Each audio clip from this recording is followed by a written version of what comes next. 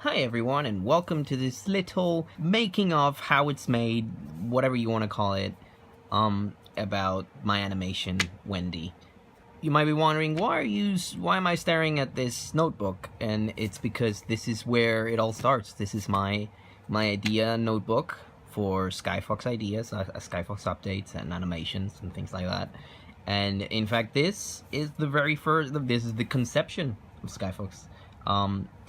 Some of you might have already seen this. I've posted on Patreon before, and yeah, this is the very first Skyfox that I was trying a couple of different ideas, and then I went with the M for the ears, and that's how I ended up in Skyfox. So yeah, this is a very important little notebook for me, and this is where pretty much every idea for animation begins. So we start with this. This is the Wendy script, so to speak, like rough idea slash script. It's just the rough idea, I believe, and I have, well, a page for each of the other characters. Skyfix is already done, but I don't really want to spoil that. But yeah. So after the obviously the written script, or written rough script, I started with a couple of ideas and started with like a very rough storyboard. This is kind of the beginning where you see, like, you know, where I was like, okay, so we start in the stars and then it goes down. So it goes down and goes there, right? And then we go in the restaurant, and we just what you see in the animation, and then just more like rough storyboard, right? And all of this is gonna be after the ideas kind of take place. They're all gonna be translated into the computer, to digital, so then I can, you know, begin actually animating. But as you can see, you know, it's pretty much everything in the animation is here. There's a couple of things that didn't make it, and in fact there might be something, yeah, here.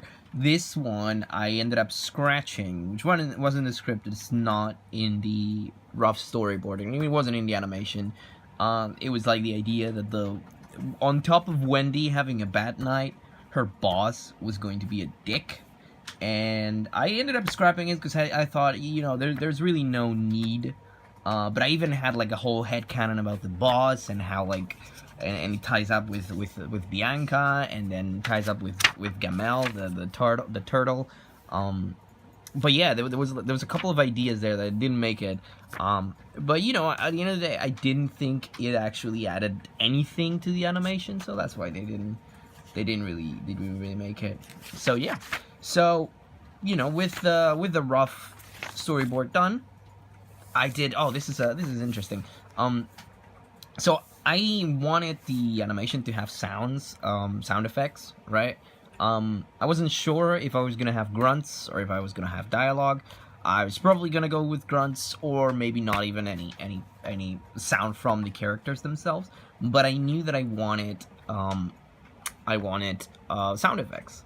So like walking sound effects and flapping the wings, city at night ambience, you know, restaurant ambience and things like that, right?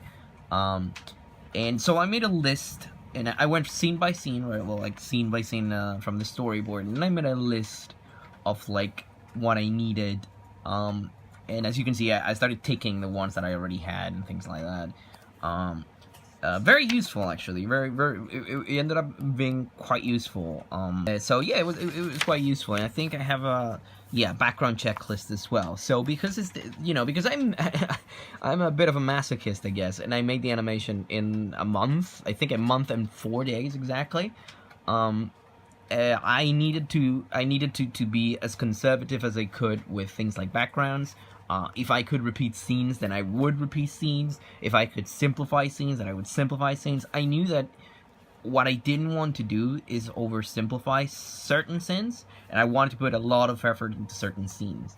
But in any case, this is the background checklist. So so the numbers are basically the scenes, the number of the scene, and versus this color restaurant. I don't know.